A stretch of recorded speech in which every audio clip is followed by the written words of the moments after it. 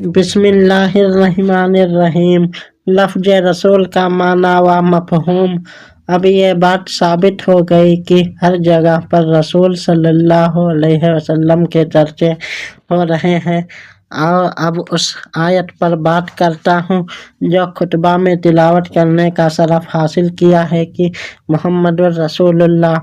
और लफ्ज़ रसूल का माना व मफ़हूम समझने के लिए 3 बातें असद ज़रूरी हैं।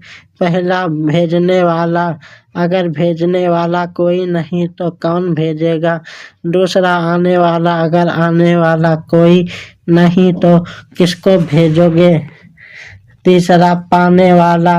अगर पाने वाला कोई नहीं तो किसके पास भेजोगे। रसूल का माना है भेजा गया, तो फिर उसके माना को सही जामियत और कामिलियत के साथ समझने के लिए 3 चीज़ों का होना ज़रूरी है जो मैंने अर्ज कर दें।